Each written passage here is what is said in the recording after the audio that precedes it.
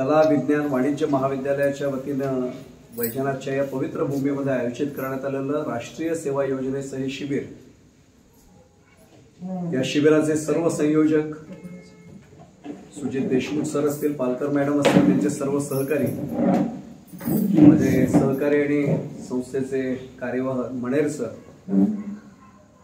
आमचे माजी खजिनदार आणि आता कर्जतच्या शालेय समितीचे अध्यक्ष विनायकराव चितळे सर.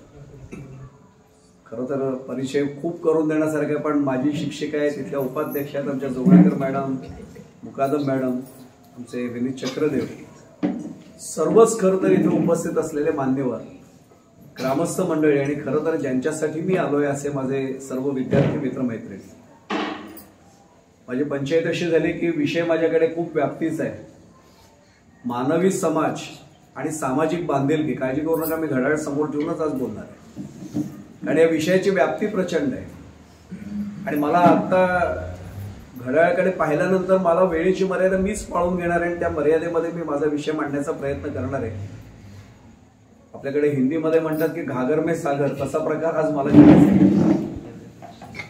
मुळामध्ये हा विषय प्रचंड व्यापक आहे आणि खरं तर राष्ट्रीय सेवा योजनेसाठी अत्यंत समर्पक असा हा विषय आहे की मानवी समाज आणि सामाजिक बांधिलकी हा विषय जर खरंच रुजला मनामध्ये तर देशमुख सर खऱ्या अर्थाने, पालकर मॅडम, या इथे सेवा योजनेच्या माध्यमातून शिबिरामध्ये, निवासी शिबिरात आलेला प्रत्येक विद्यार्थी हा देशाचा आदर्श नागरिक, समाजाचा आदर्श घटक निश्चितपणे बनलेला असेल याची मला खात्री आहे.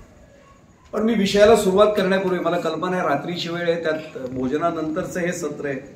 एरवी तुम्ही खरं तर 10 वाजता झोपायला जाता आणि 10 वाजता मी बोलायला सुरुवात करतोय. आज असा गमतीचा प्रकार आहे आणि म्हणून मी अजिबात कुठे तणाव न येऊ देता अत्यंत हलक्या फुलक्या एका प्रसंगाने सुरुवात करणार आहे. विषय आपला सामाजिक बांधिलकीचा आहे, समाजाचा आहे. एका दिवाळी अंकामध्ये एक व्यंगचित्र मालिका मी पाहिली होती. आपण दिवाळी अंक नेहमी वाचतो. आता खरं तर वाचन संस्कृती म्हणजे डॉक्टर APJ अब्दुल कलामांच्या नावाने वाचन संस्कृती प्रेरणा दिन, वाचन प्रेरणा दिन आपल्याला साजरा करावा लागतोय. पण ज्यांनी दिवाळी अंक पाहिले त्यांना कल्पना आहे की व्यंगचित्रांची मालिका असते. मालिका म्हणजे एक सिरीज असते, अनेक व्यंगचित्र त्याच्यामध्ये असतात. एका व्यंगचित्र मालिकेमध्ये मी असं पाहिलं की सोसायटीचा एक जिना दाखवलाय आणि त्या सोसायटीच्या जिन्यावरनं एक आजीबाई 2 हातामध्ये बादल्या पाण्याच्या भरलेल्या घेऊन ही वरती चढते. 80-82 85 वय असेल तिचं. नऊवारी साडी आहे, असं सुरकुत्या थोड्याशा चेहऱ्यावर आहेत. कलाकार अप्रतिम होता, तरी व्यक्तिचित्र बरोबर उभं केलंय. समोर त्या जिन्याच्या बरोबर समोर एक फ्लॅट आहे, त्याची सेफ्टी चेन लावलेली आहे. आपल्या सर्वांच्या लक्षात, आपण सगळे फ्लॅट कल्चरमध्येच होत आणि खरं सांगायचं तर त्या आतमध्ये राहून आपण आपल्या भावनाच फ्लॅट करून टाकल्यात म्हणून तो फ्लॅट आहे. मी काय म्हटलं आपल्या लक्षात आलं असेल. आणि मनाच्या भावना तर केव्हाच ब्लॉक झाल्यात, पण त्याला ब्लॉकही म्हणतात लोक. आपल्याला त्या उघडायच्यात म्हणून राष्ट्रीय सेवा योजनेने या विषयी ते खरं तर ठेवलाय. तो समोरचा जो जिना आहे, समोरचा जो फ्लॅट आहे, त्याच्यामध्ये सेफ्टी चेन लावलेली आहे. अर्धवट किलकेला दरवाजा आहे. उजवीकडचा फ्लॅट असाच आहे, किलकिली त्याची फट दिसते. डावीकडचा फ्लॅट मात्र सताड उघडा आहे. आणि याचं कारण समजण्यासारखं, तो त्या म्हाताऱ्या आजीबाईंचा तो फ्लॅट होता. पाण्याच्या 2 बादल्या भरून त्यांना आत जायचं म्हटलं तर त्यांनी दरवाजा उघडा ठेवला होता. मला समजेना, म्हटलं या चित्रकाराला नेमकं काय दाखवायचं. बहुतेक पाणी टंचाईची समस्या असेल. पुढचं चित्र पाहिलं, ते सिरीज होती अख्खी. पुढचं चित्र पाहिल्यावर लक्षात आलं की एक चोर मागणं धावत आलाय.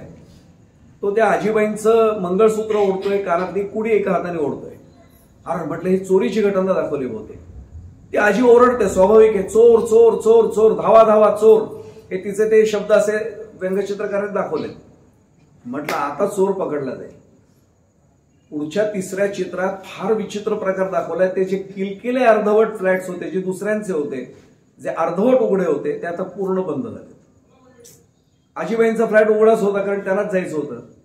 पण आजीबाई समाजात राहिलेल्या होत्या, समाजाला ओळखून व्यवस्थित खरं तर समाजाची पूर्ण परीक्षा पारख केलेल्या होत्या. 4थ्या चित्रात त्या आजीबाई ओरडतात, आग आग. आणि पुढच्या चित्रात असं दाखवलंय, वरच्या म्हणजे वरच्या मजल्यावरचे आणि तळ मजल्यावरचे सुद्धा लोक पाण्याच्या बादल्या घेऊन आग विझवायला धावतात. मग त्या चोराला पकडलेलं पुढच्या चित्रात दाखवलंय. अर्थ आपल्या लक्षात आला असेल. चोर चोर ओरडल्यानंतर प्रश्न फक्त आजीबाईचा होता, आपण कशाला भानगडीत पडा. त्या चोराकडे शस्त्र असेल आणि आपल्याला काही भोसकलं, त्यांनी गोळी झाडली तर म्हातारी आजी बघून घेईल, आपण कशाला पडा. म्हणून त्यांनी बाकीच्यांनी फ्लॅटचे दरवाजे बंद केले होते. आग ओरडल्यानंतर लक्षात असलं की जरी आजीच्या फ्लॅटला आग लागली असली तरी ती आग बिल्डिंगमध्ये पसरायला वेळ लागत नाही. आपण लाखो रुपये खर्च करून विकत घेतलेला फ्लॅट तोही भस्मसात होईल, चला आग विझवायला. याचा अर्थ आज समाजामध्ये दुसऱ्याच्या सुखदुःखाशी किती देणं घेणं सगळ्यांना उरलंय.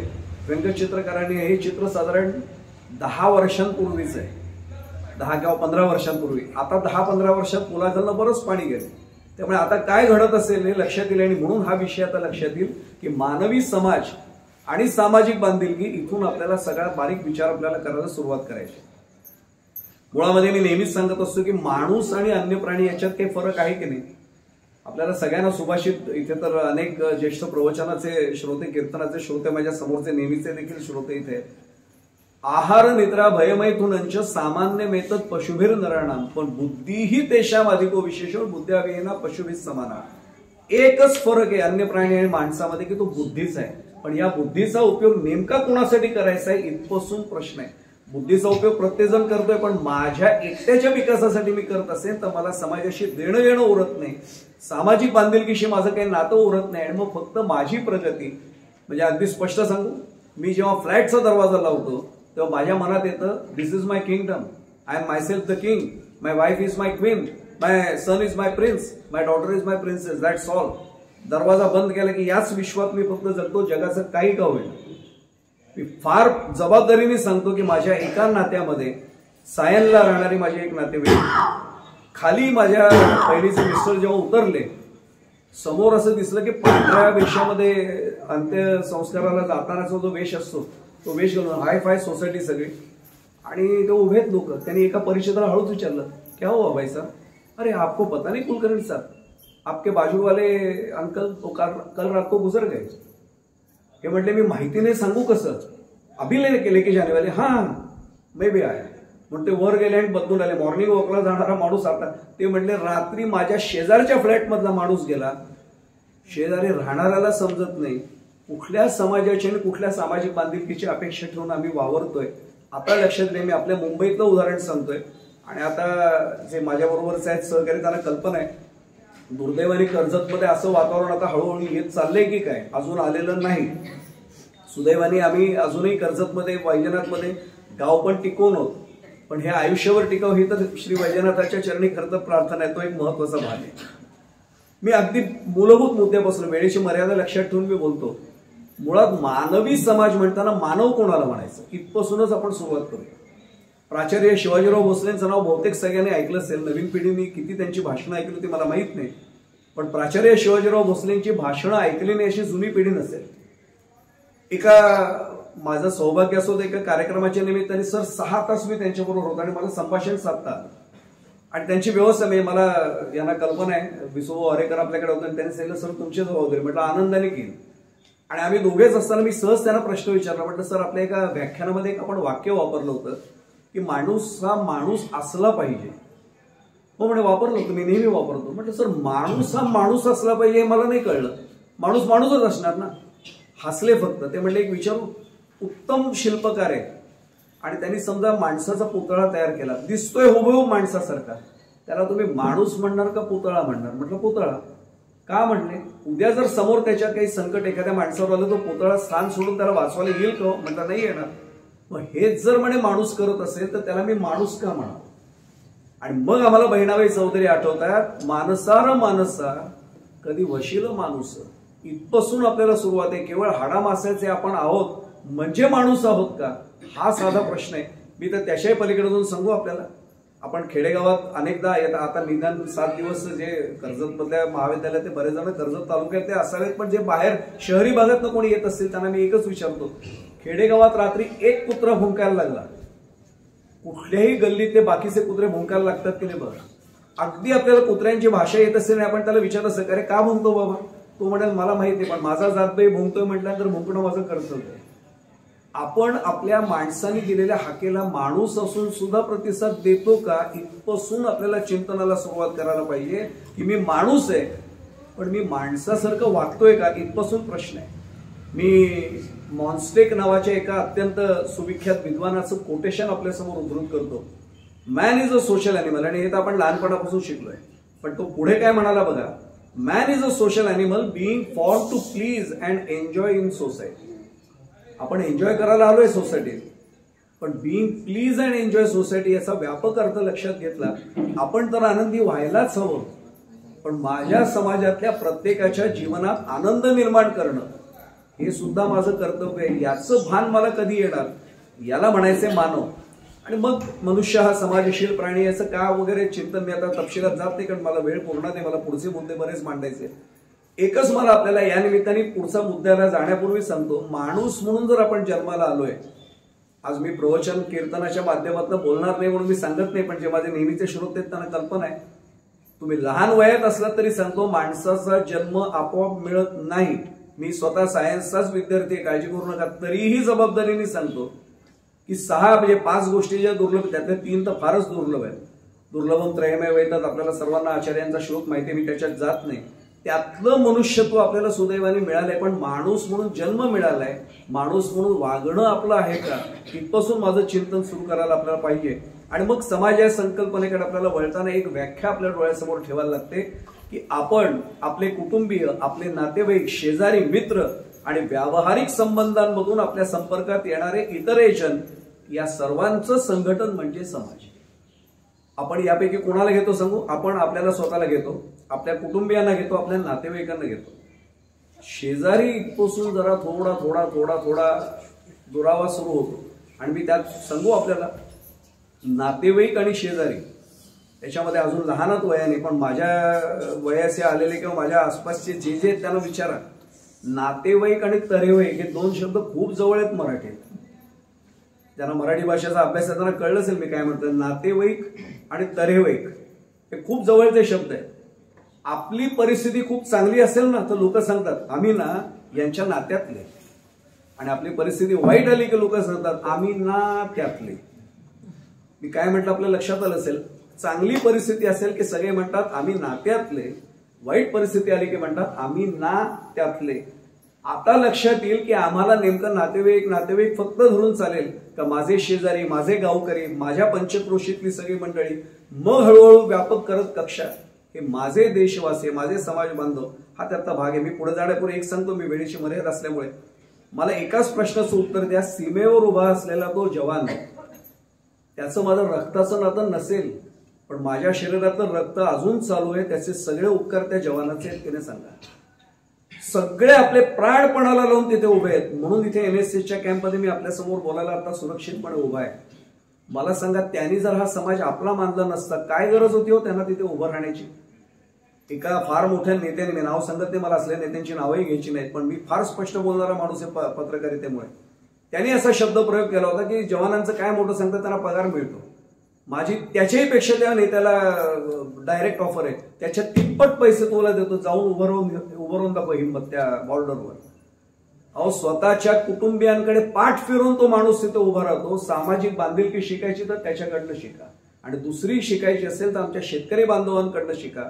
याचं कारण माझ्या खिशात पैसे आहेत म्हणून मी नाही जगत आहे, तो शेतकरी शेतात कष्ट करतोय म्हणून मी जगतोय, हे आपल्याला कायम जाणीव पाहिजे. जर उद्या शेतकऱ्यांनी ठरवलं मी नाही कष्ट करणार, खिशात किती पैसे असू दे, तो खाणार काय? आणि याचं एक सांगू उदाहरण, फार काही तपशिलात जायला नको. 2-3 वर्षांपूर्वी कोरोनाच्या काळात, कोविडच्या काळात, लॉकडाऊनच्या काळात आपण अनुभवलंय. बँकेत पैसे होते, ऑनलाईन ट्रान्झॅक्शन करता येत होतं, खिशात काही जणांचे पैसे होते, दुकानच बंद होती, लहान बाळाला पाजायला दूध सुद्धा बाहेरनं आणता येत नव्हतं प्रसंगी. आता लक्षात येईल, पैशाने नाही आपण जगत. आणि सरांनी खूप चांगलं मगाशी एक वाक्य वापरलं, सुख आणि समाधान. मी जाता जाता एक सांगतो, समाज म्हणून जर जगायचं असेल ना तर सुखासाठी नका जगू, समाधानासाठी जगा. पैशाने काय घेता येतं विकत? सुख विकत घेता येतं, पैशाने समाधान कधीच मिळत नाही. मी पैसे मिळवू नका सांगणार नाही बरं का, भरपूर पैसे मिळवा, फक्त ते पैसे समाजासाठी पण वापरायचे, त्याचं जाणीव ठेवून फक्त ते कमवा, जरूर कमवा. कशाला दरिद्र राहायचंय? मी ज्या अनुग्रह जिथला घेतलेला आहे गोंदवल्याचा, आमचे ब्रह्मचैतन्य महाराज माझे सद्गुरू सांगायचे, जरूर श्रीमंत व्हा पण आपली कर्तव्य विसरू नका. दरिद्र राहण्याची काय आवश्यकता आहे? समर्थ रामदास स्वामींनी तेच सांगितलेलं आहे. माझा फक्त एवढाच मुद्दा आहे, माझं समाजाशी काही देणं लागतोय मी याची जाणीव ठेवून. कारण सुख आणि समाधान सरांनी विषय काढला म्हणून तेवढं सांगतो. तुम्ही पैशानी साऊंडप्रूफ खोली घ्याल, AC बसवाल, डनलॉपची गादी घ्याल, छानपैकी उशी घ्याल, अंगावर ब्लँकेट घ्याल, ती काश्मीरची शाल आणाल, हे सुख मिळालं पैशाने, डोक्यातले विचार जोपर्यंत थांबत नाही तोपर्यंत झोप लागेल्याची शाश्वती आहे का मला सांगा. सगळं मिळालं. आणि एक उदाहरण उलट सांगतो, कष्ट करणारा रस्त्यावरचा एखादा कामगार बघा, भर दुपारी आपण एसी शिवाय बसवू नाही शकत, हा भर दुपारी एका दगडावर नुसतं डोकं टेकतो आणि मस्तपैकी घोरायला सुरुवात करतो की नाही बघा. त्यामुळे सुख पैशानी विकत घेता येतं, समाधान आपल्याला मनाने मिळवावं लागतं. या मनाला वळण लावण्यासाठी आपल्याला हे सगळे संस्कार आहेत. मी एक साधा प्रश्न सांगतो, अगदी सोप्या भाषेत आपल्यासमोर विषय मांडतो. सामाजिक बांधिलकी खरंच शिल्लक आहे का? पूर्वी रस्त्याच्या कडेला एखादा मनुष्य अस्वस्थ झालेला दिसला, आपण त्याला डॉक्टरांकडे न्यायचंय का? 4 लोकांना बोलवायचो मदतीला, पाणी पाहिजे का बाळ तुला? आता मी फेसबुक लाईव्ह करून लोकांना दाखवतो, पहा रस्त्यावर काय आज परिस्थिती आहे. कुठेच समाज हरवत चाललाय. फेसबुक लाईव्ह करणं हे माझं कर्तव्य आहे का? मी जाताना पुढे सांगू, आपण सगळे अभ्यासू मुलात म्हणून सांगतो मुद्दा म्हणून. घरी गेल्यानंतर नेटिझनात आपण गुगलवर सर्च करा, पुलित्झर अवॉर्ड एका फोटोग्राफरला मिळाला होता. इथिओपियामधल्या एका दुष्काळग्रस्त भागातल्या फोटोसाठी त्याला तो पुलित्झर अवॉर्ड मिळाला. मी पत्रकारितेत 40 वर्ष आहे. त्या आंतरराष्ट्रीय अवॉर्डसाठी लोक झटतात, जीव टाकतात आणि त्याला त्या फोटोग्राफीसाठी अवॉर्ड देतो. आजही नेटवर आहे, तुम्हाला नाही मिळालं तर मी नंतर दाखवेन. एक गिधाड म्हणजे माहिती वल्चर, ते मृत प्राण्यांना खायला येतं. असे ज्याला आपण काय म्हणू, माल नरिश, त्याला कुपोषित बालक म्हणतो आपण. हे कुपोषित बालक मरणाच्या दरवाज्यात आहे, केव्हाही प्राण सोडेल आणि ते गिधाडून वाट बघते तिथे, असं अक्षरशः बघत बसलाय त्याच्याकडे. हा कधी मरतो आणि मी कधी त्याला टोच मारतोय. पुढे जाण्यापूर्वी एक सांगतो, गिधाडासारखा प्राणी सुद्धा मरेपर्यंत नाही टोच मारत. आपण सुज्ञात मी काय म्हटलं लक्षात आलं असेल, तो मरेपर्यंत तरी हल्ला नाही करत. माणसाचा तोही भरोसा नाही राहिला. मी एवढ्यासाठी हे सगळं सांगतोय, तो बसलाय तिथे आणि फोटो काढतोय त्याच्यात आणि तो फोटो त्यांनी प्रसिद्ध केला. त्याला शेवटी आजच्यासारखं सोशल मीडिया तेवढं प्रभावी नव्हतं, पण तरीही लोकांनी त्याला प्रश्न विचारले, बाळा तू फोटो काढलास आणि त्याचे पैसे मिळवले, काही लाख रुपये, काही लाख डॉलर्स, US डॉलर्स त्याची पुरस्काराची किंमत आहे, पुरस्काराचं मूल्य आहे. तू एवढे पैसे मिळवलेस, त्या मुलाचा जीव वाचवण्यासाठी तू काय केलंस? आणि मी जाहीरपणे वैजनाथाला साक्षी ठेवून सांगतो, त्यांनी तो पुरस्कार तर परत केलाच, तो वेडा व्हायचा फक्त बाकी होता. त्याच्यात त्याचा नंतर मृत्यूही झाला, नंतर पश्चाताप झाला. पण तोपर्यंत आम्ही काय वागलो? एक पत्रकारितेमधला पुढचा गेलेला माणूस सुद्धा जर सामाजिक बांधिलकी विसरत असेल तर आमचा नेमका काय भाग आहे, हा त्यातला महत्वाचा भाग आहे. मला इसाप नीतीतली एक कथा मुद्दामून सांगायची. मी एक सोपा विषय करतो, मला वेळ कमी आहे. झांतस नाव आपण ऐकलं असेल, इसापचा मालक. एक दिवशी झांतसने सांगितलं इसापला की अरे नदीवर जाऊन मला स्नान करायचंय, पटकन जा बघ, माणूस नसतील तर तिथे मी येईन, जा बघ, गर्दी नसेल तर सांग मला, माणसं असतील तर मी आता येणार नाही. हा गेला आणि गेल्या गेल्या त्यांनी येऊन सांगितलं, मालक एकही माणूस नाही, चला लवकर. त्यांनी सांगितलं घे मग कपडे. आलो लगेच. त्यांनी पटकन कपडे घेतले त्या इसापने, नोकर म्हणून, आणि मालकाला घेऊन आला. मालक तिथे नदीजवळ पोहोचल्यावर वैतागला. तो म्हटला अरे मूर्ख आहे का, तुला अक्कल नाही? एवढी गर्दी आहे, इथे माणसं दिसतात तर तू काय मला येऊन सांगतो माणूस नाही? आत्ता आली का ही माणसं? नाही, मगासपासून हे सगळे दिसत होतेस म्हणे. मग तुझे डोळे फुटलेत का म्हणे, का मेंदू तुझा बंद झालाय? अरे एवढी माणसं आहेत आणि तू सांगतो? नाही मालक, गर्दी आहे बरोबर आहे, की आता एकही माणूस नाही म्हटले. ते म्हटले कशावरून? त्यांनी दगड दाखवला रस्त्यात. मालक मी माझ्या डोळ्यांनी पाहिले, इथे 10 जणांना पायाला ठेच लागले, रक्तबंबाळ झाले, लोक कोणी पडले, 2-3 दात पडले, पण तो दगड उचलायला एकही जण पुढे नाही आला. याला मी माणूस का म्हणू म्हणले? दुसऱ्याला त्रास होतोय हे बघून सुद्धा जो पुढे येत नाही, तो दिसायला माणसासारखा आहे, तो माणूस मी का म्हणू? म्हणून मी सांगतोय मालक इथे एकही माणूस नाही. आता मला काय विषय मांडण्याचा लक्षात येत असेल, सामाजिक बांधिलकी ही ऍबस्ट्रॅक्ट कन्सेप्ट नाहीये, इट्स अ कॉन्क्रीट कन्सेप्ट. माणूस अस्तित्वात आला तर सामाजिक बांधवेत, मग समाज अस्तित्वात येईल. समाज या विषयाची व्याख्या सुद्धा फार छान करता येते. समाज 3 अक्षर आहेत. सदाचारी माणसांचा जमाव म्हणजे समाज. त्यामुळे आता लक्षात येईल की सदाचारी माणसं, सत आचार असणं खरंच आमचा सत आचार आहे का, तर आम्ही समाजाचे घटक होत, हा त्यातला एक महत्वाचा भाग आहे. सामाजिक बांधिलकीचा संस्कार कसा असतो सांगू? कोणीतरी बघतोय हे पाहून नियम पाळणं, याला सामाजिक बांधिलकी म्हणत नाही. मला खरंच सांगताना हसू येतं. पूर्वी लिहिलेलं असायचं, हे जुन्या लोकांना सगळ्यांना आठवेल, आता लिहितात की माहित नाही.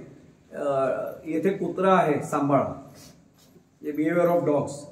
आता लिहिलेलं असतं आपण CCTVच्या कार्यक्षेत्रात आहात, यू आर अंडर सर्व्हिलन्स. अरे हे जो सांगावं लागतंय, म्हणजे मला खरं तर लाज वाटते सांगताना की आम्हाला सांगतात की उचलू वगैरे नका. मी काय म्हणतो आपल्या लक्षात आलं असेल, तुमच्यावर कोणतरी वॉच ठेवते म्हणून तुम्ही चांगले वागणं, याला सामाजिक बांधिलकी नाही म्हणत. मी फार जबाबदारीने उदाहरण सांगतो. नागपूरमध्ये साधारण हे 1940-42 सुमारास घडलेली घटना आहे. आता 1940 वेळेचं नागपूर किती असं मोठं असेल. माझा काही जन्म नव्हता, मी वाचलेले चरित्रातली घटना सांगतोय आपल्या समोर. या दोघांच्या लक्षात येईल मी कोणाबद्दल बोलतोय ते. राष्ट्रीय स्वयंसेवक संघाचे, जसे आपली राष्ट्रीय सेवा योजना आहे तसे राष्ट्रीय स्वयंसेवक संघाचे दुसरे सरसंघचालक होते माधव सदाशिव गोळवलकर. त्यांना गोळवलकर गुरुजी म्हणायचे. आता किती गर्दी असेल हो त्यावेळी नागपूरमध्ये. रात्री एक कार्यक्रम आटपून ते आले होते. त्यावेळी अँबॅसेडर कार होते त्यांचे आणि मागच्या बाजूला डोकं टेकून ते बसले होते, शांत बसले होते आणि त्यांचं चिंतन चालायचं सतत. कोण होते तेही सांगतो. MSc गोल्ड मेडलिस्ट होते. म्हणजे नुसतं एखाद्या संघटनेचे प्रमुख होते, MSc गोल्ड मेडलिस्ट. आणि त्यावेळेचे मार्क जोगळेकर बसल्या मुकादमे बसल्यात, त्यांना विचारा पूर्वी मार्क मिळवताना काय करायला लागायचं. इंटरनल मार्क्स वगैरे काही नसायचे, 20% इंटरनल. सगळं तुम्हाला, आणि पुन्हा ऑब्जेक्टिव्ह नव्हते, सगळं सब्जेक्टिव्हिटीज होती, त्यातनं मार्क्स मिळवायचे. आणि त्या ड्रायव्हरनी पटकन ते ट्रॅफिक आयलंड आलं, आपल्याला माहिती आहे असं वळसा असतो, त्याने अशी पटकन गाडी वळली. गुरुजींचं एवढं बारीक लक्ष, थांब जरा म्हणे मागे घे. त्याला वाटलं काहीतरी राहिलंय, तरी पटकन रिव्हर्स गिअर टाकला. गुरुजी कुठं जायचंय का? हो जायचंय ना म्हटलं, याला वळसा घालून चल. त्यांनी असं आरशात बघितलं, डोक्यात आलं, अहो गुरुजी रात्रीची वेळ इथं कोण नाही बघत म्हणे, ते पोलीस नसतात आता. गुरुजी म्हटले कसं जायचं असतं? तो म्हटलं असं जायचं असतं, पण आता बघायला रात्री पोलीस नसतात. ते म्हटले नियम आहे की नाही? हा काय नियम आहे ना म्हटले. ते म्हटले नियम हा कोणी पाहतो म्हणून पाळण्यासाठी नसतो, तो असतो म्हणून पाळण्यासाठी असतो, असंच जायचं. आता लक्षात आलं असेल सामाजिक बांधिलकी मी खरंच पाळतो का? मी एक साधं उदाहरण सांगू. राष्ट्रीय सेवा योजना आपली आहे, नॅशनल ज्याला काय म्हणू, सोशल स्कीम नाही काय पण म्हणतो, सर्व्हिस स्कीम. आता माझा साधा प्रश्न आहे, मी जर बुकिंग विंडोला उभा राहिलो आणि मला लक्षात आलं की अरे ओ मास्तर द्या ना तिकीट लवकर, द्या ना तिकीट. आता UTS वर आपण काढतो, सोडून द्यावं. पण समजा नाही तिकीट, खूप गर्दी आहे आणि मला नेमकं जायचंय, मी लगेच मनाला काय समजून द्यायला सुरू करतो, मी आयुष्यभर तिकीट काढून गेले, एक दिवस गेलो तर काय होतं, दुनिया रोजच जाते. आणि मग माझ्या मनाला वाईट सवय लागते, मग हळूच मी तिथनं बाहेर पडतो. इथनं जी सुरुवात होते ना, तिथून सामाजिक बांधिलकीचा संस्कार तोडायला माझी पहिली सुरुवात झाली. मला जर घाई होणार होती तर मी आधी का नाही आलो, हा स्वतः मनाला प्रश्न विचारला पाहिजे. हा एक महत्वाचा भाग आहे. मी फार तपशिलात जात नाही, आपल्याला वेळच कमी आहे. मी एक साधा प्रश्न विचारतो. आम्ही सामाजिक बांधिलकीच्या गोष्टी करतो. मी जर दृश्य पाहिलं तर तुम्ही नक्की पाहिलं असेल, सकाळच्या वेळी कधीतरी बघा लोक मॉर्निंग वॉकला बाहेर पडतात. मी नेहमी सांगतो 2 प्रकारचा वॉक असतो. एक आपणून बाहेर पडतात तो मॉर्निंग वॉक, आणि काही जणांना डॉक्टर सांगतात शुगर खूप वाढली आहे, फिरावं लागेल नाहीतर प्रॉब्लेम येईल, तो मॉर्निंग वॉक असतो. मॉर्निंग वॉकपेक्षा मॉर्निंग वॉक नक्कीच चांगला. पण फिरायला आलेल्या लोकांपैकी आपण कदाचित पाहिलं असेल काही जणांच्या हातात तर कुत्र्याचा पट्टा किंवा साखळी असते. मला आश्चर्य वाटतं जे लोक संध्याकाळी सगळ्यांना असं अक्कल शिकवायला असतात. आपला देश फार वाईट आहे. काय रे, स्वच्छतेच्या सवयी नाहीत लोकांना. अमेरिकेत जाऊन बघा, जर्मनीमध्ये जाऊन बघा, जपानमध्ये जाऊन बघा, आणि असा कुत्रा थोडा एक बाजूला इकडे असं म्हणून त्याला कुत्र्यावर तिथेच रस्त्यावर तो बसवतो. आता कशासाठी सांगायला लावू नका देवळाच्या वरात. म्हणजे यांनी तिथेच त्या कुत्र्याचं सगळं करायचं, आणि हा आम्हाला येऊन सगळ्यांना सांगतो अमेरिकेत जाऊन बघा, जपानमध्ये जाऊन बघा. मी तर गमतीत सांगतो, सामाजिक बांधिलकीचा संस्कार आपल्याकडचा एक भारतीय मनुष्य ब्रिटनमध्ये गेला. ट्रामचं तिकीट होतं. त्यावेळी ट्राम जुन्या लोकांना माहिती आहे, नवीन लोकांना माहिती आहे की कोणा रस्त्यावरनं पूर्वी ट्राम जायच्या. याने ते तिकीट जपून ठेवलं होतं. उतरल्यावर आता काही तिकीट संपलं, त्याने असं बोळा केला आणि टाकला. मागणं त्या जो कोण होता त्यातला सर्व्हेलन्स ठेवणार तो आला आणि त्याने पाठीवर हात ठेवला. सर तुमच्याकडनं चूक झाली, आमच्याकडे असं कागद टाकणं, कचरा टाकणं गुन्हा आहे. त्याने लगेच नियम दाखवला, एवढा एवढा त्याच्यात दंड आहे. तो म्हणलं मी नवीन आहे. तो म्हणलं नवीन आणि जुनं हे आमच्याकडे फरक नसतो. टाकलंय ना तुम्ही, दंड भरायला पाहिजे. द्या म्हणतो. आता काय करणार, त्याने तो दंड भरला, त्याने पावती दिली लगेच. असं त्यांनी केलं. पुढच्या वेळी पावती 2 पावलं गेलं आणि पावती पण टाकली. त्यांनी शेवटी हात लावला डोक्याला. बॅड हॅबिट्स डाय हार्ड, असं उदाहरण लक्षात आलं असेल. कुठली सामाजिक बांधिलकी? मी आता ज्या कारणासाठी मला दंड झालाय तोच गुन्हा पुन्हा करतोय त्या पावतीच्या बाबतीत, याच्यापेक्षा अजून काय असेल? हा एक महत्वाचा भाग आहे. सामाजिक बांधिलकी जर जगायची असेल तर एक आणखीन कोटेशन आपल्या समोर ठेवतो, बी सिव्हिल टू ऑल. सिव्हिल याचा अर्थ फार वेगळा आहे बरं का. सिव्हिल आणि मिलिटरी अशा अर्थाने मी सांगते. सिव्हिलायझेशन शब्द ज्याला कळतो, सभ्यता, संस्कृती, त्या अर्थाने. Be civil to all, social to many, अनेकांची तुम्ही एक सामाजिक दृष्टिकोनातून वावरा, फॅमिलियर विथ फ्यू, आणि खरंच आपण सगळ्यांची काही फॅमिलियर होत नाही. Friend to one, only one नाही म्हटलंय, नाही तर म्हणाल उद्यापासून मी फक्त एकच मित्र किंवा मैत्रीण ठेवी. फॅमिलियर टू ऍटलिस्ट वन असं मी म्हणेन त्यांना. And enemy to none. याला सामाजिक बांधिलकीच्या दृष्टीने पडलेलं पहिलं पाऊल आपण म्हणतो. आता माहिती म्हणून सांगतो, मला सामाजिक बांधिलकी किंवा समाज का आवश्यक एक सोप्यात सोपं उदाहरण सांगतो, आधी कोणालाही कळेल, ग्रामस्थांच्या तर लगेच लक्षात येईल. द्राक्ष विकत घ्यायला आपण समजा बाजारात गेलो आणि त्या द्राक्षवाल्याने विचारलं द्राक्ष कशी दिली, तो पटकन सांगतो साहेब 100 रुपये किलो. अच्छा बरं बरं, एक काम कर पाव किलो दे. आणि तेवढंच मसाला, अरे हे पण चांगलंय की त्या साहेब त्याच चवीच आहे, ते वाईट नाही त्याच झाडाचं आहे. मग हे तेही 40 रुपये किलो. अरे मग ह्याची चव आणि त्याची चव सारखी आहे साहेब, ती सुट्टी आहेत ना, त्यांची किंमत 40 रुपये, हे घडामध्ये यांची किंमत जास्त आहे. अरे घडात एकत्र असलेल्या द्राक्षांची सुद्धा किंमत जर जास्त असेल तर समाजामध्ये एकत्र राहणाऱ्या समूहाची किंमत किती असेल फक्त विचार करा. आणि माहिती म्हणून सांगतो, ब्रिटिश आपल्याकडे जेव्हा आले त्यावेळी त्यांनी एकच प्रयत्न केला, डिव्हाइड अँड रूल. त्यांना लक्षात आलं भारत जर एक राहिला, समाज म्हणून एकच राहिले, भारतावर राज्य करणं कठीण आहे, यांना तोडा. मग सगळ्याच्या आधारे तोडायला सुरुवात केली. अगदी धर्म जात सगळे जेवढे भेद आणता येतील तेवढे आणले. आणि आम्ही मूर्ख की आम्ही त्यांच्या नादी लागलो आणि आमची जात आम्ही एवढी धरून ठेवली. मग त्याच्यात अनेकांनी व्याख्या पण करायला सुरुवात केली, जाता जात नाही ती जात. कुठली जात? मानव एक जात हे जर आम्हाला कळत नसेल, आणि मी जाता जाता सांगू, आपण खूप तरुण मुलं जात आपली इथे सांगतो आपण. मला तुम्ही सांगा, अमेरिकेत समजा तुम्ही गेलात, इंटरव्ह्यूसाठी गेलात, नोकरीसाठी, कशासाठी जा, शिक्षणासाठी जा, नोकरीसाठी जा, तुम्हाला पहिला प्रश्न विचारतील, who are you? I am Brahmin, I am Maratha, I am Agri, I am असं सांगू आपण. I am proud Indian. म्हणजे बाहेर गेल्यानंतर मी फक्त माझी नॅशनॅलिटी सांगतो, इथे आल्यानंतर मला जात का आठवते? आम्हाला लक्षात आलं पाहिजे आम्ही एक आहोत, आम्ही माणूस आहोत आणि आम्ही या देशाचे नागरिक होते. एवढं जरी संस्कार मिळाला ना तर पहिला आम्हाला एक लक्षात येईल की डिवाइड अँड रूल पुन्हा कोणी ब्रिटिश आमच्याकडे यायला नाही पाहिजे, एक त्यातला भाग. आणि स्पष्ट सांगतो की पहिल्यापासून आमच्याकडे हाच संस्कार आहे. एक महत्वाचा भाग फक्त सांगतो, एक कविता मला या निमित्ताने मुद्दाम कोट करायची. लोकनाथ यशवंत कवींची कविता आहे आणि मला आनंद आहे मराठीच्या 2 जुन्या शिक्षिका इथे समोर आहेत. लोकनाथ यशवंत यांची कविता, अगदी 2-3 ओळीच फक्त मी आपल्यासमोर ठेवतो. यातली अनेक कविता माझा फार वाईट अनुभव आहे, काही काही शाळांमध्ये त्या कवितेचा अर्थच चुकीचा सांगतात, पण सामाजिक बांधिलकी समजायला असेल तर ही कविता अतिशय सोपी आहे. वेगानं निघून जाताना निदान वळून तरी बघायचं होतं. वेगानं निघून जाताना निदान वळून तरी बघायचं होतं. वस्ती जळत होती आणि आमचे हात वर. आता अनेक शिक्षकांनी हे सांगितलेलं मी ऐकलंय की वेगानं पुढे हल्ली काय माणसाला थांबायला वेळ नाही ना, दुनिया आता कशी गतिमान झालेली आहे म्हणून.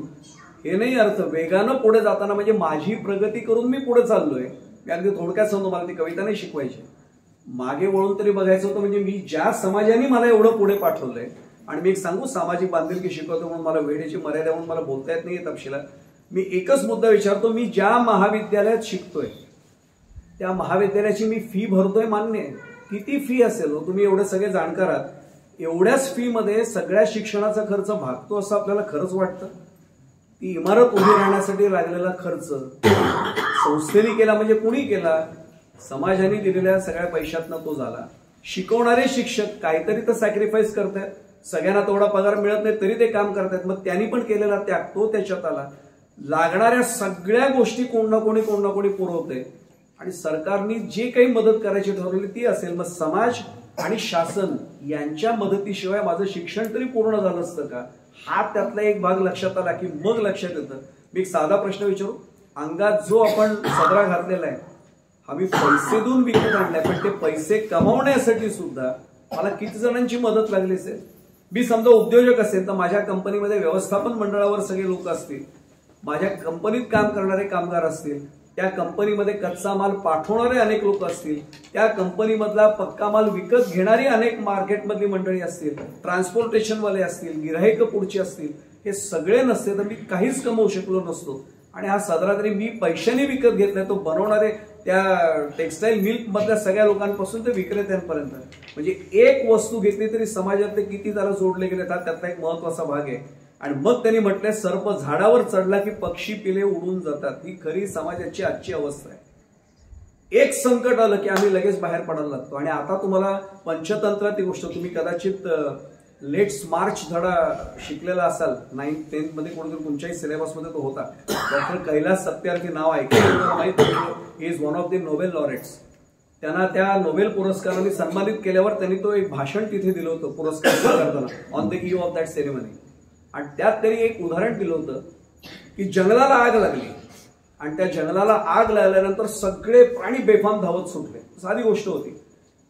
सगळे म्हणजे त्यावेळेचा वनराज असलेला सिंह सुद्धा धावत होता. आणि त्यावेळी त्याच्या लक्षात असलं की एक बारीकसा चिमणीसारखा पक्षी हा उडत उडत त्या आगीच्या दिशेने चाललाय. यांनी त्याला विचारलं, अरे मूर्खा, तुला कळतंय मी राजा आहे, हे सगळे प्राणी माझा ऐकतात आणि मी सगळे आगीपासून दूर पळतोय, तू उलटा कुठे चाललायस म्हणले. त्यांनी पाणी चोचीत धरलं होतं, ते न पडू देता त्याला सांगितलं, महाराज, कारण तो वनराज होता, महाराज मी आग विझवायला चाललोय.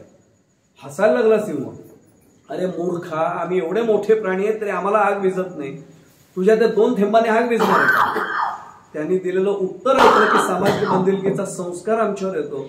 तो म्हटला, महाराज आग विझेल की नाही मला काही त्याच्याशी देणं घेणं नाही, पण ज्या जंगलाने मला आजपर्यंत आनंद दिला त्या तो जेव्हा संकटातले जंगल असेल, ती झाडं जेव्हा ती संकटात असतील, मी माझ्या परीने तो आग विझवायचा थोडा तरी प्रयत्न केला तरी मला आनंद मिळेल. ज्यांनी मला आनंद दिला त्याला आनंद पुन्हा देणं हे माझं कर्तव्य, म्हणून मी परत चाललोय.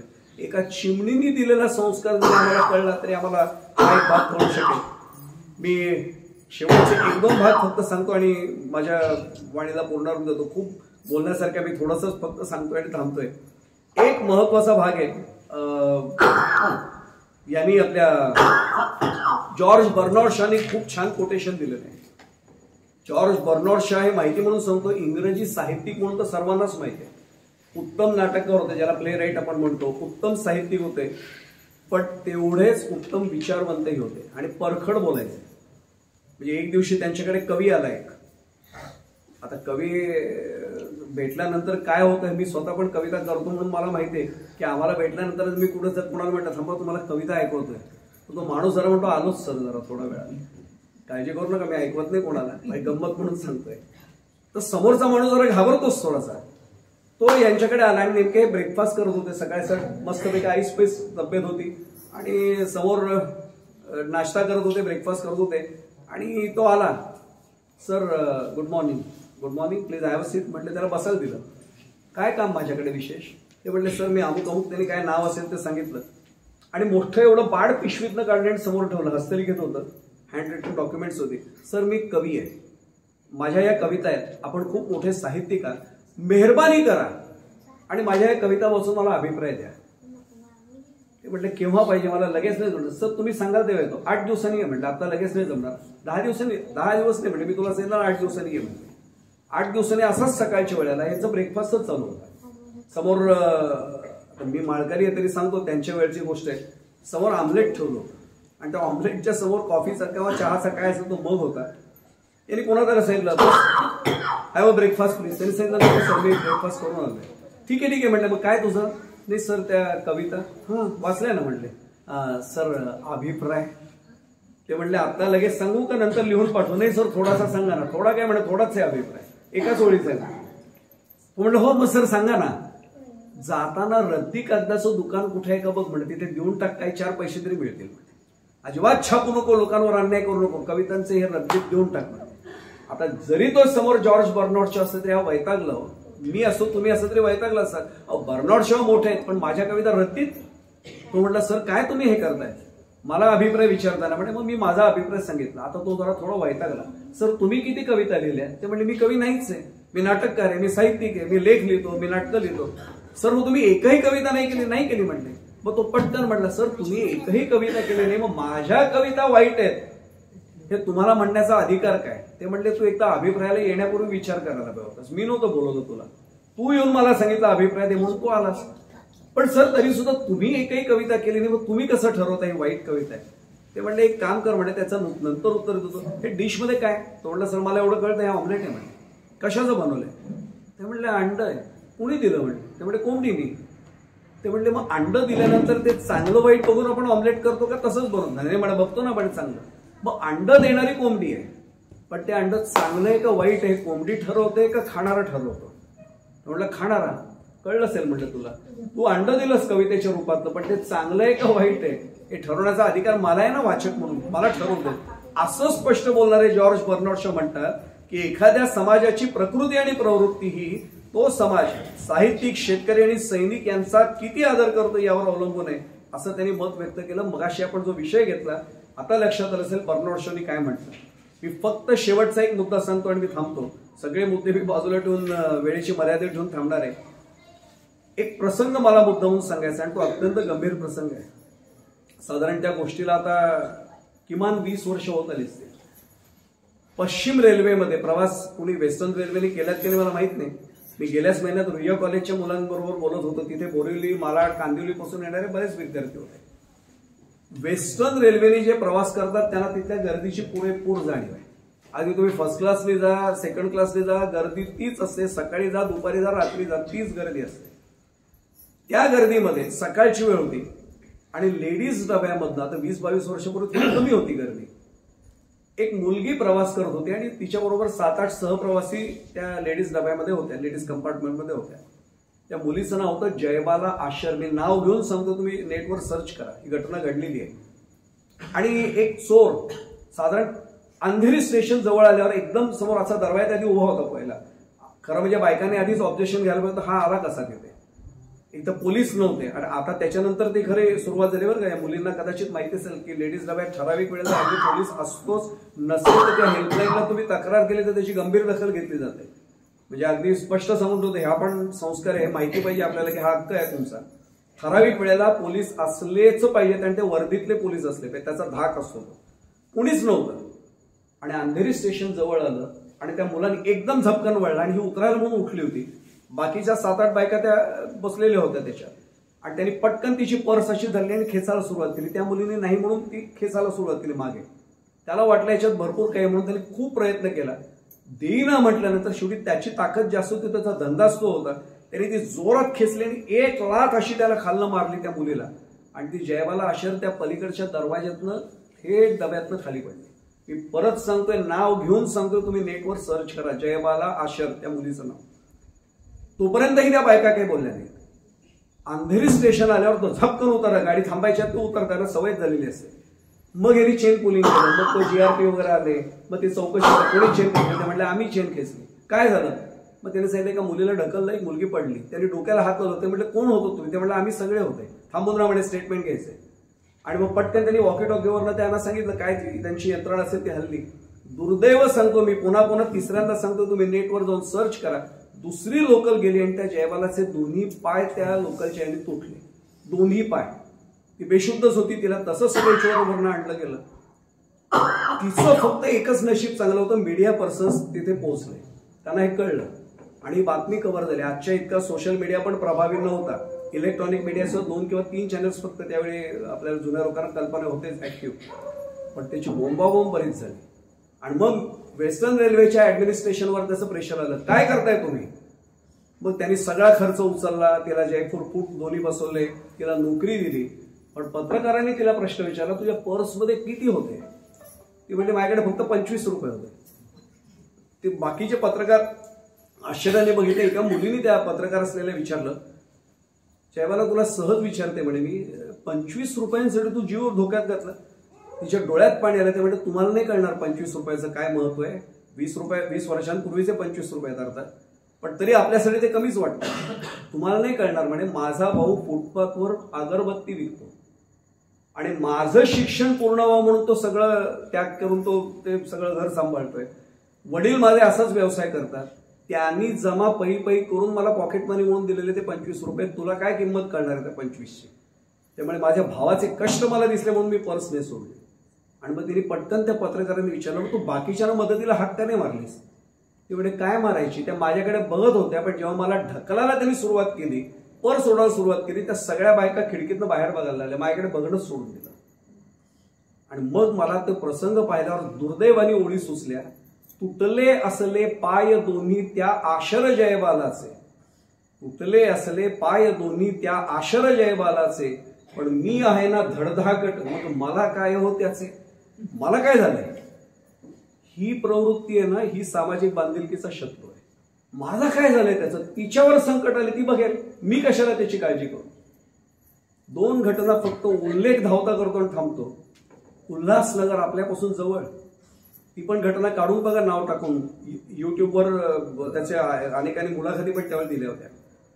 रिंकू पाटील, उल्हासनगरला 10वीची परीक्षा सुरू होते आणि सगळ्यांना कल्पना आपण दिलेली 10वीची परीक्षा, बाहेर पोलीस बंदोबस्त असतो. आतमध्ये 25 जण त्या ब्लॉकमध्ये होते, 4 जण आतमध्ये घुसले. परीक्षा चालू असताना त्या रिंकू पाटीलच्या अंगावर केरोसिनचा कॅन ओतला. सगळ्या मुलांना बाहेर चालायला लागा, सगळ्यांना हुसकवलं. काडी फक्त अशी नुसती टाकली आणि ती मुलगी जळून मेली.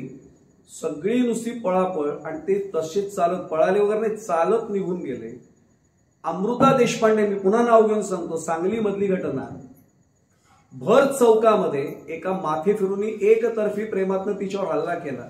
150 जण चित्रपटाचं शूटिंग बघावं तसं मी जबाबदारीने विधान करतोय, जाऊन चेक करा तुम्ही सगळ्या फॅक्ट्स. 150-200 लोक बाजूने चौकात उभे होते.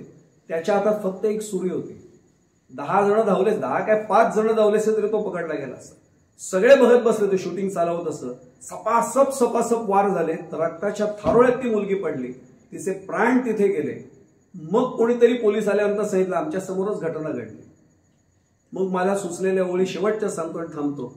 रिंकू अमृता आणि कितीतरी कुस्करल्या गेल्या कलिका, कलिकाच होत्या ना, कळी उमललेच नव्हती. रिंकू अमृता आणि कितीतरी कुस्करल्या गेल्या कलिका, पण त्या नवत्या भगिनी माझ्या, मग मला काय होत्याच. हा सामाजिक बांधिलकीचा शब्द आहे. मी फक्त शेवटचं एक शेर सांगतो आणि थांबतो. खूप बोलण्यासारखे पण माझी वेळ संपली. मी ठरवलं तर एवढा वाजता थांबायचं. बशीर बद्र म्हणून सुप्रसिद्ध शायर आहेत, आपल्या सर्वांना माहिती आहे. ते खरं तर शेर सहज लिहून गेले असतील, पण मी नेहमी माझ्या मनाला हा प्रश्न विचारतो. लोक टूट जाते हैं एक घर बनाने में. एक घर बनवून बघा, म्हणून आपल्याकडे म्हणतात लग्न पाहावं करून आणि घर पाहावं बांधून.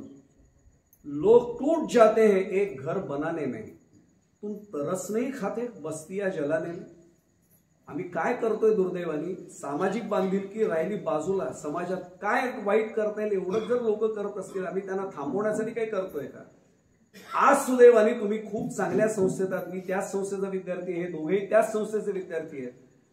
खरं सांगू, आपल्याला आपल्या अभिनव ज्ञान मंदिरच्या अध्यक्ष कार्याध्यक्षांपासून अगदी प्रत्येक सदस्यापर्यंत आम्ही त्याच संस्थेचे विद्यार्थी आहोत. सगळे 88 वर्ष आपल्या संस्थेत झाली, 89वं वर्ष चालू आहे. सुदैवाने आपल्या संस्थेमधले सगळेजण चांगल्या चांगल्या पदावर, अगदी एअर इंडियाच्या अध्यक्ष पदापर्यंत सुद्धा आपल्या संस्थेचा विद्यार्थी पोहोचला. नचिकेत कोडिलकर वगैरे सारखे डिफेन्समध्ये गेले. मी एकच प्रश्न फक्त विचारतो, निदान याच्या NSSच्या कॅम्पमध्ये सामाजिक बांधिलकी हा विषय ऐकल्यानंतर मी एक माझ्या मनाला प्रश्न विचारणार का, की याच्या पुढे समाजामध्ये जर काही वाईट घडत असेल, मी कदाचित एकटा नाही थांबवू शकणार. अरे आभाळ फाटलं असेल, पण निदान मरण्यापूर्वी एक टाकातच टाकून देईन मी त्या आभाळाला. नाही सगळं आभाळ शिवलं जाणार, मी एक तर टाका टाकेन.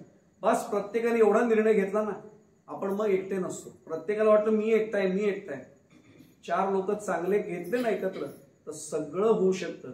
आणि मी एकच वाक्य फक्त सांगतो, आशावाद आजही ठेवा. आपल्याला वाटतं जग वाईट आहे, अजिबात नाही, जग खूप चांगलंच आहे, समाज अजूनही चांगला आहे. अरे नसता तर आपण चांगले राहूच शकलो नसतो. फक्त वाईट प्रवृत्तीची माणसं एकत्र येतात आणि चांगल्या प्रवृत्तीची माणसं विखुरलेली असतात. आज NSSच्या माध्यमातून यांना धन्यवाद देतो, एवढा चांगला विषय मला मांडता आला. आपण आज निश्चय करून जाऊ इथं की या NSS कॅम्पमध्ये तरी आपण जे सहभागी झालो आहेत, याच्या पुढे समाजामध्ये आम्ही विखुरलेले नाही राहणार, एकत्र राहू, चांगल्या प्रवृत्तीच्या लोकांना एकत्र आणू आणि कंधे से कंधा मिलाकर हम काम करेंगे. बस एवढा निश्चय जरी केला ना, तरी मला खात्री आहे की हा समाज खूप आदर्श समाज म्हणून पूर्ण जगामध्ये निश्चितपणाने ओळखला जाईल. बोलण्यासारखं खूप आहे, वेळेची मर्यादा ठेवून मी जेवढा वाजता थांबायला पाहिजे तेवढाच वाजता थांबतोय. मी एकच मुद्दांना औपचारिकपणे सांगत नाहीये, पण खूप चांगला विषय सर मला मांडण्याची आपण संधी दिली, त्याबद्दल तुम्हालाही दोघांना धन्यवाद. माझ्या सर्व सहकाऱ्यांना मनापासून धन्यवाद. आणि सर्व उपस्थित मान्यवर, मी मनापासून कृतीने शक्य नसेल तरी मनाने भावनाने, कारण हे सगळे माझे खूप आशीर्वाद देणारे नेहमीचे श्रोते आहेत, त्यामुळे त्यांच्या चरणी नतमस्तक होतो. आणि मी एकच वाक्य सांगतो, मला ऐकाने मुलाखतीत माझे प्रश्न विचारत असतात, त्या तरुण पिढीकडनं काय आपल्या अपेक्षा आहेत का. मी म्हटलं प्रश्न चुकलाय, माझ्या फक्त तरुण पिढीकडूनच अपेक्षा आहे. आता लक्षात येईल, तुमच्याचकडनं अपेक्षा बाळगायची नाही तर कोणाकडनं बाळगणार. आणि मला पूर्ण खात्री आहे हे बसलेले सगळे विद्यार्थी हे समाजासमोर आदर्श राहतील याची खात्री मनामध्ये बाळगून मी आज वाणीला पूर्णविराम देतोय. पुन्हा एकदा सर्वांना नमस्कार करतो. इथेच वाणीला पूर्णविराम.